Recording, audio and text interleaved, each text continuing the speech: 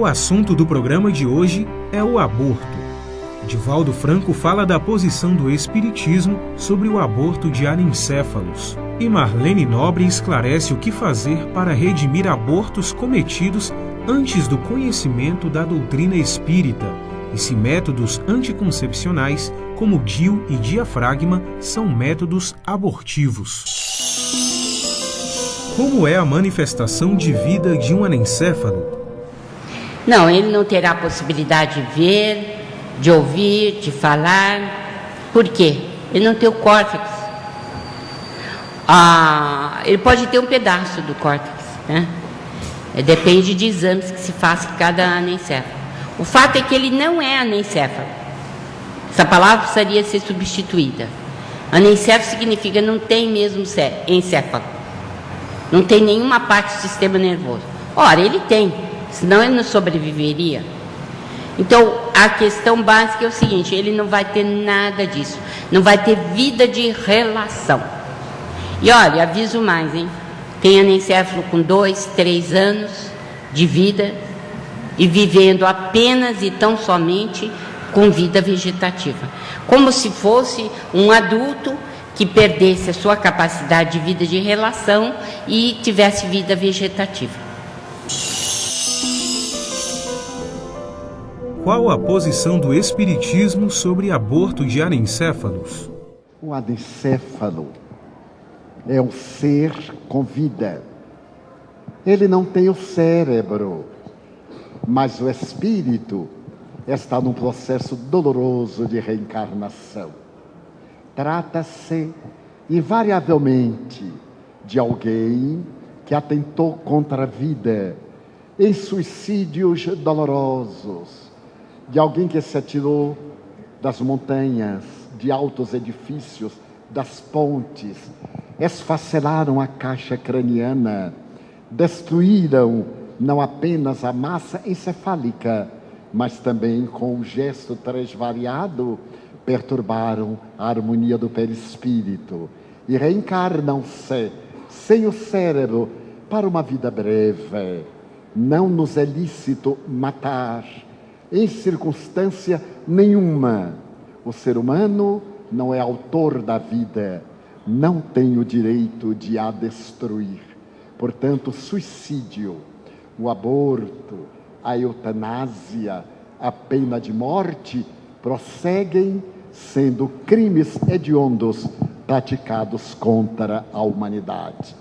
Então, o anencéfalo tem direito a viver, e há exemplos de alguns deles que chegaram a prolongar os seus dias de vida, amados pelos seus genitores, até o momento em que cumpriram a tarefa que lhes fora reservada, concluir a etapa que interromperam pelo suicídio, desencarnando naturalmente e recompondo-se na vida espiritual e muitas vezes voltando a renascer no mesmo tronco genético para poder proporcionar a felicidade.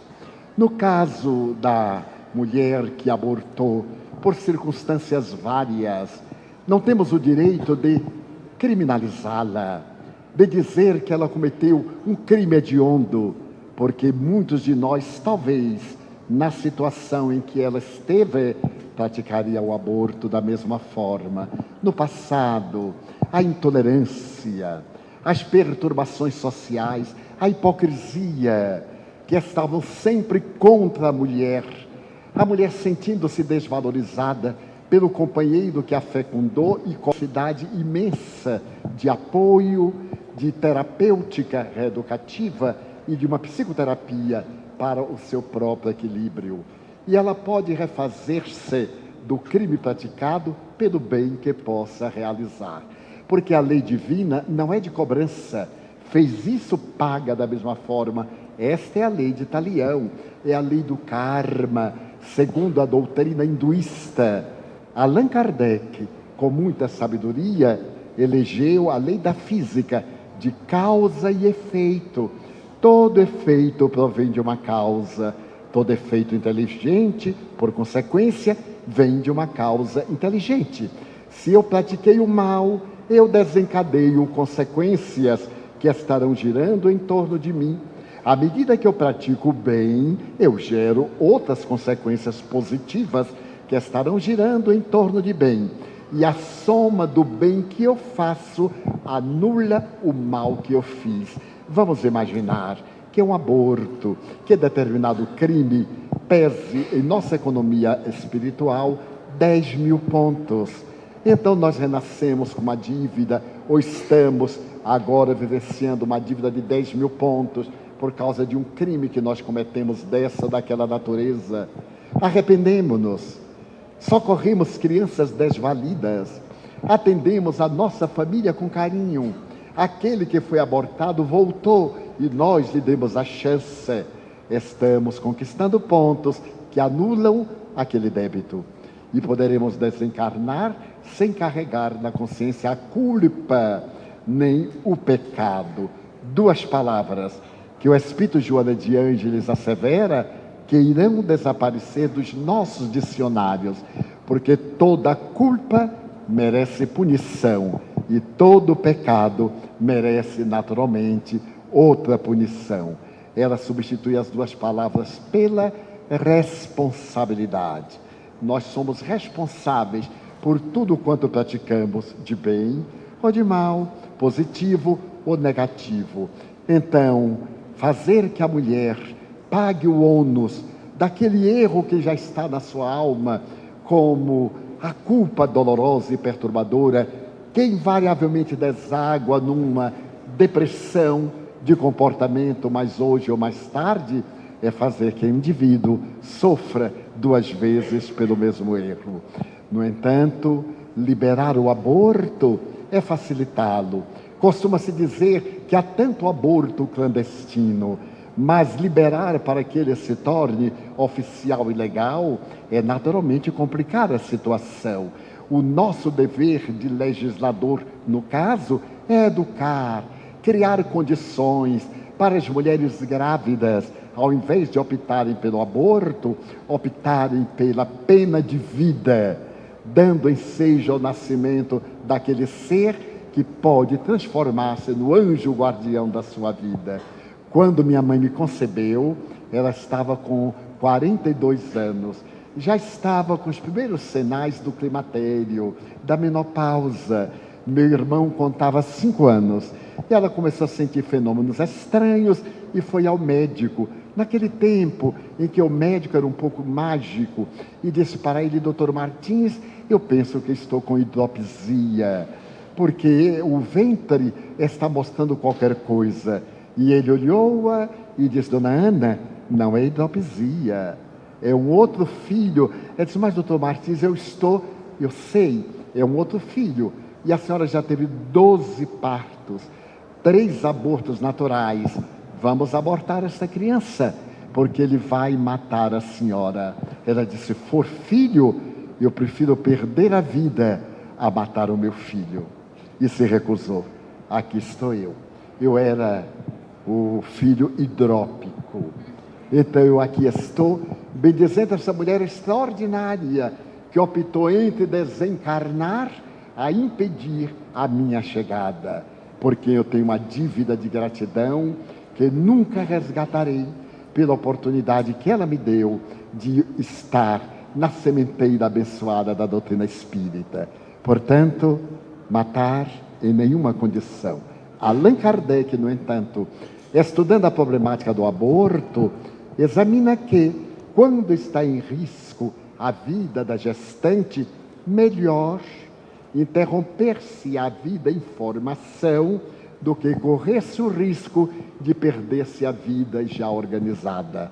Portanto, nesse caso, que seria uma exceção, que está na opção de cada mulher, entre ela morrer e interromper a gestação para que ela volte a funcionar posteriormente, porque ela vai viver, é compreensível que, nesse caso, se interrompa o fenômeno gestativo.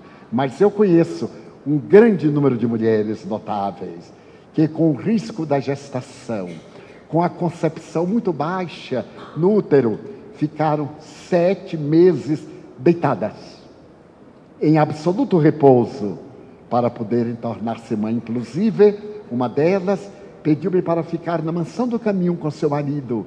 E ficou ali 7 meses e 11 dias, sempre deitada, em repouso quase absoluto.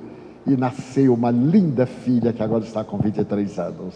Portanto, a opção pela vida é a opção recomendada pelo Evangelho de Jesus. Um espírito abortado pode retornar à mesma família? Pode retornar à família. E tem umas explicações em ação e reação do André Luiz que são muito boas. Ele diz o seguinte, que alguns espíritos de suicidas, eles são colocados junto com as mães que tiveram problemas de aborto em outras vidas. Veja como Deus é bom, né? Então, ele vem, tenta renascer, não consegue, para que ele possa valorizar a vida. Por outro lado, a mãe que aborta espontaneamente, ela se redime. Por quê? Porque às vezes fez 4, 5, 10 abortos. Então, aqueles abortos espontâneos, ela ajudou um ser a se reabilitar e serve de reabilitação para ela. Então, a explicação é muito bonita, está em ação e reação. Mas eu faço minhas palavras do André Luiz. Eu acho que a gente tem que ver em todos os acontecimentos da vida algo importante que está acontecendo para a nossa melhoria espiritual. E temos certeza que Deus está conosco em todos os momentos da nossa vida.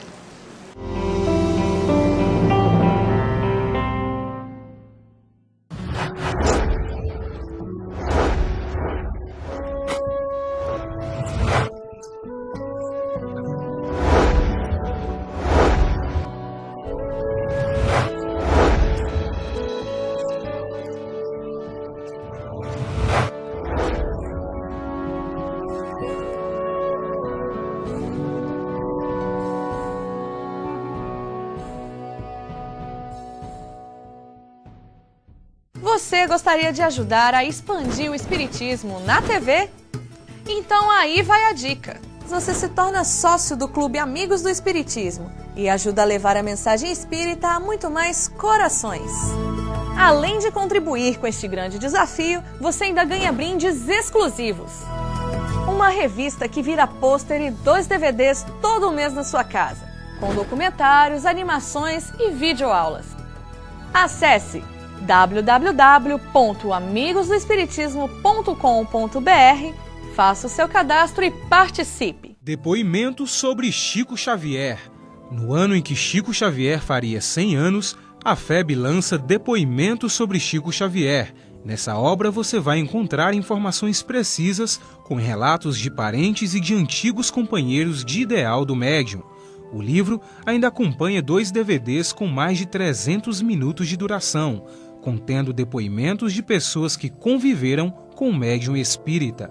Ele acabou se mostrando para nós como um exemplo a ser seguido, um exemplo próximo, bem perto de nós aí, no atendimento aos mais simples, atendendo à necessidade das pessoas nos seus mais variados aspectos, renunciando ao máximo a tudo em benefício do próprio semelhante. Então nós temos na figura dele aquela figura que realmente vivenciou o Evangelho.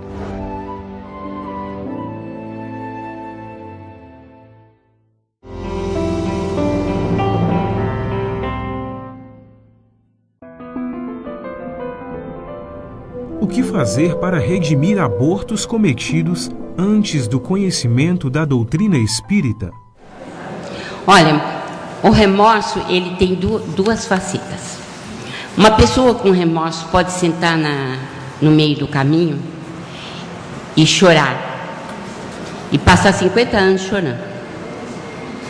Ou uma pessoa pode se sentir tocada pelo remorso e dizer assim: eu errei, reconheço que errei, mas eu vou trabalhar. E parte para o trabalho. Tudo que tiver na sua frente, ela faz. Em benefício de crianças que estão por nascer, em benefício de crianças que estão dentro dos lares de assistência social, ela trabalha em favor dos enxovaizinhos, das gestantes. Ela vai em frente, ela faz tudo que está ao alcance dela e deixa para Deus o problema de julgamento. Quem somos nós para julgar? Não é? E isso não é só para quem cometeu o aborto, não. É para todos nós. Eu estou cheio de problema de outras vidas. Eu resolvi não pensar mais nisso. Porque se eu começar a pensar, eu não faço nada. Sento na beira do caminho, choro. E aí? Passa a vida, não faço nada e não me redimo. Ah, não, comigo não tem isso. Eu resolvi que eu vou trabalhar. Se Deus permitir, vou morrer trabalhando. Não sei qual é a proposta do nosso Pai em relação a mim, mas eu vou aceitar, qualquer que seja ela. Mas eu vou trabalhar. É o que eu tenho feito. Não digo que estou fazendo alguma coisa, não, porque eu acho que também estou fazendo muito pouco do que eu deveria fazer. Mas eu também não fico em casa chorando, mas de jeito nenhum. Meto a cara no serviço. Acho que a pessoa não deve ficar com isso na cabeça. A mulher pode ser mãe de tantas maneiras. De tantas maneiras. Ela pode ajudar aquelas crianças da favela que estão com dificuldade para passar de ano, ajudando na matemática, na literatura, ajudando no português, sei lá o quê. Tem tanta coisa para fazer, né? Tem tantas amigas que estão precisando de ajuda em várias áreas. Olha, faça um pacto com você mesma. Se você está com esse problema, não pense mais nisso. E mete a cara no serviço. Trabalhe mesmo. E você vai ver que os anos vão passando e você vai apaziguando intimamente. Vai apaziguando. Quando você vê, não tem mais nada. Aquilo já passou. Porque as oportunidades, Deus é tão bom que nos oferece oportunidades renovadas, né? A grandeza de nosso Pai é tão grande que Ele faz surgir na nossa vida oportunidades belíssimas de trabalho. Nós é que não sabemos aproveitar. O que o espírita pode fazer ante projetos de lei que viabilizem o aborto?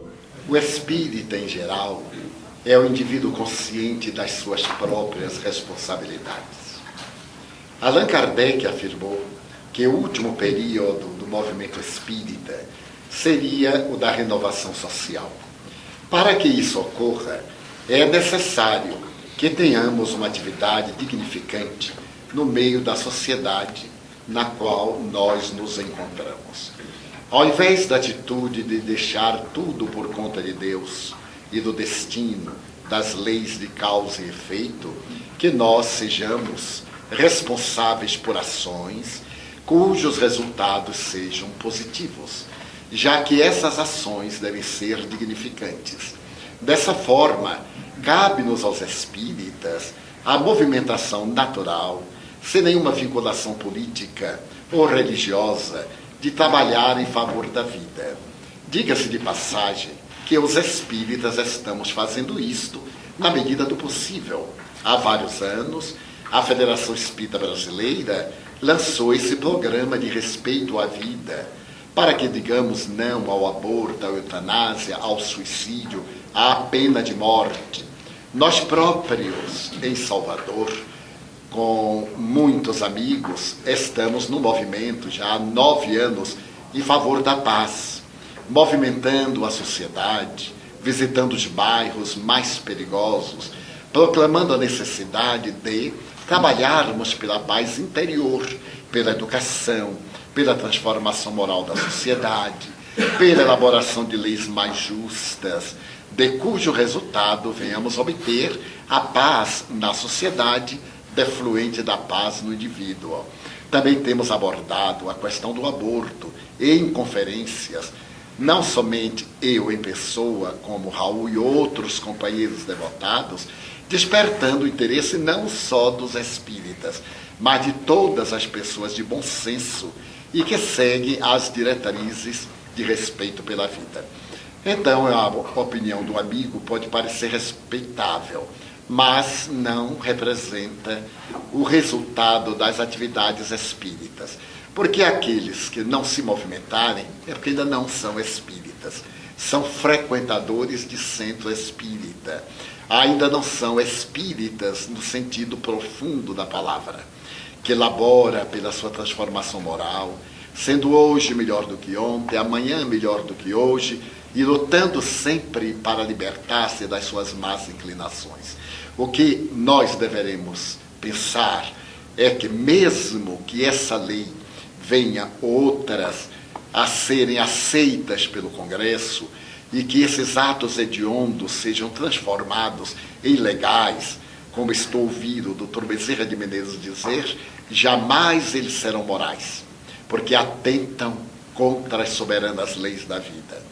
E da mesma forma que adquirem cidadania, em futuro não menos distante, eles serão, como o duelo hoje, considerados atos de barbárie, e nós nos envergonharemos de tê-los acionado e levado às altas cortes para termos o apoio legal para darmos vazão a esses atos perturbadores e perversos, nossa herança primitiva da nossa evolução ancestral.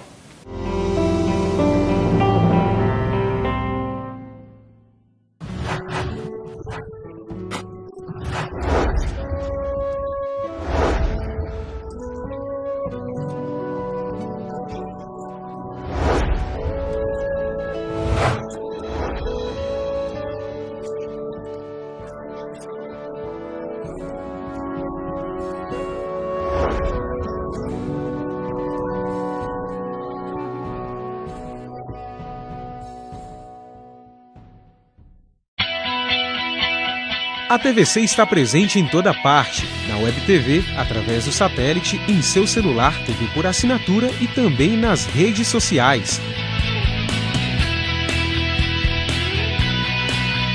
Acompanhe a TVC também no blog, Twitter, Facebook, Orkut e YouTube. Agora o maior canal espírita possui acesso rápido, fácil e integrado. Todas essas páginas estão disponíveis em www.tvc.com, no lado esquerdo, na parte inferior do site.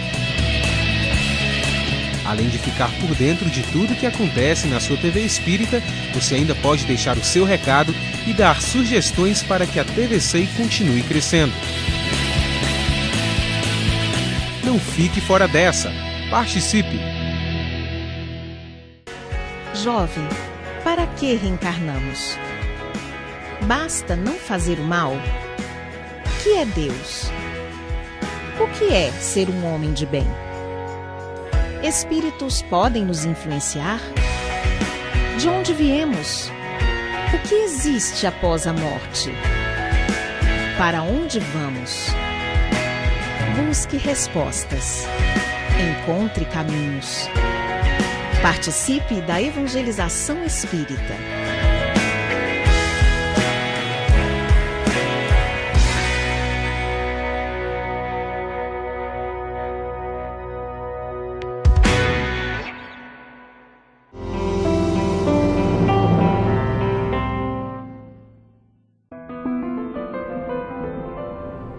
O DIU e o diafragma são métodos abortivos?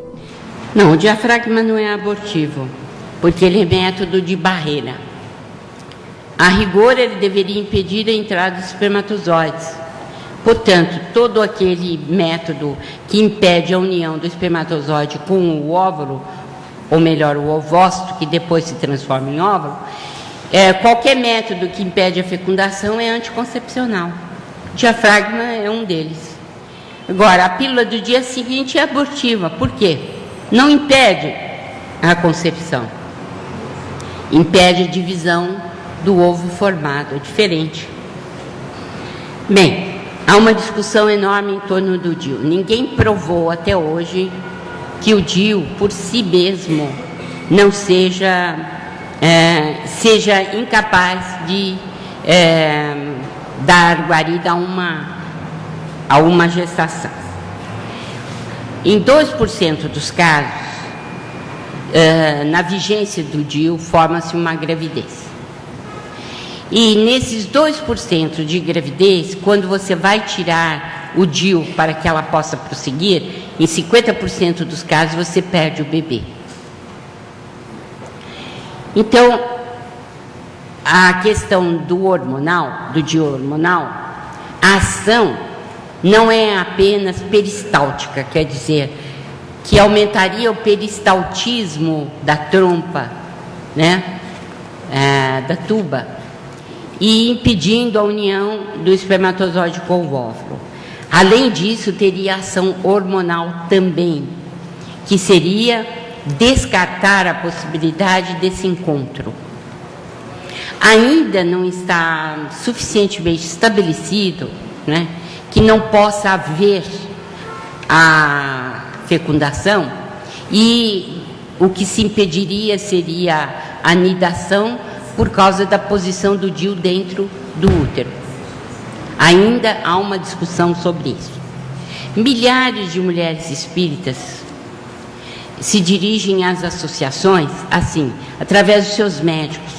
São questionários, são coisas que pedem. Aí eu não posso usar a pílula anticoncepcional, eu tenho que usar o DIU, como é que eu poderia fazer? Fico com problema de consciência. Então, em 2005, a Associação Médico Espírita ouviu essas mulheres e nós dissemos o seguinte: olha, se você quiser continuar usando o DIU, poderia você adicionar um método de barreira, por exemplo, associar ao DIU um método de barreira, por exemplo, o condom ou camisinha, na metade do ciclo, 8 dias. A rigor, não haveria possibilidade nenhuma de haver fecundação. Por quê? 96% dos que utilizam o DIU, quer dizer, o DIU em 96% o condom em 96% dos casos, ele é eficaz. Ele impede a fecundação. E, por sua vez, o DIU, né, ele teria, principalmente o hormonal, ele teria a possibilidade de impedir em 98% ou mais de as gestações. Unidos os dois, associados os dois, nós teríamos 100% de possibilidade de não haver fecundação. Então é o que nós temos recomendado para quem nos pede ajuda. Mais que isso fica difícil.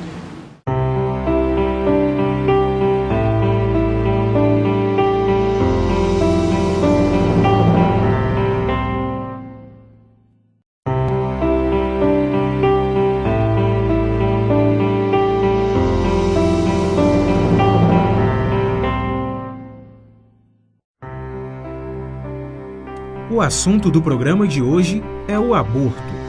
Divaldo Franco fala da posição do Espiritismo sobre o aborto de anencéfalos. E Marlene Nobre esclarece o que fazer para redimir abortos cometidos antes do conhecimento da doutrina espírita e se métodos anticoncepcionais como DIU e diafragma são métodos abortivos. Como é a manifestação de vida de um anencéfalo? Não, ele não terá possibilidade. Aborto, a eutanásia, a pena de morte prosseguem sendo crimes hediondos praticados contra a humanidade. Então, o anencéfalo tem direito a viver. E há exemplos de alguns deles que chegaram a prolongar os seus dias de vida, amados pelos seus genitores, até o momento em que cumpriram a tarefa que lhes fora reservada, concluir a etapa que interromperam pelo suicídio, desencarnando naturalmente e recompondo-se na vida espiritual e muitas vezes voltando a renascer no mesmo vídeos dolorosos de alguém que se atirou das montanhas, de altos edifícios, das pontes, esfacelaram a caixa craniana, destruíram não apenas a massa encefálica, mas também com um gesto transvariado, perturbaram a harmonia do perispírito e reencarnam-se sem o cérebro para uma vida breve. Não nos é lícito matar, em circunstância nenhuma. O ser humano não é autor da vida, não tem o direito de a destruir. Portanto, suicídio. Habilidade de ver, de ouvir, de falar. Por quê? Ele não tem o córtex. Ele pode ter um pedaço do córtex, né? Depende de exames que se faça em cada anencéfalo. O fato é que ele não é anencéfalo. Essa palavra precisaria ser substituída. Anencéfalo significa não tem mesmo encéfalo. Não tem nenhuma parte do sistema nervoso. Ora, ele tem, senão ele não sobreviveria. Então, a questão básica é o seguinte: ele não vai ter nada disso. Não vai ter vida de relação. E olha, aviso mais, hein? Tem anencéfalo com 2, 3 anos de vida e vivendo apenas e tão somente com vida vegetativa. Como se fosse um adulto que perdesse a sua capacidade de vida de relação e tivesse vida vegetativa. Qual a posição do Espiritismo sobre aborto de anencéfalos? O anencéfalo é um ser com vida. Ele não tem o cérebro, mas o espírito está num processo doloroso de reencarnação. Trata-se, invariavelmente, de alguém que atentou contra a vida em suicídio.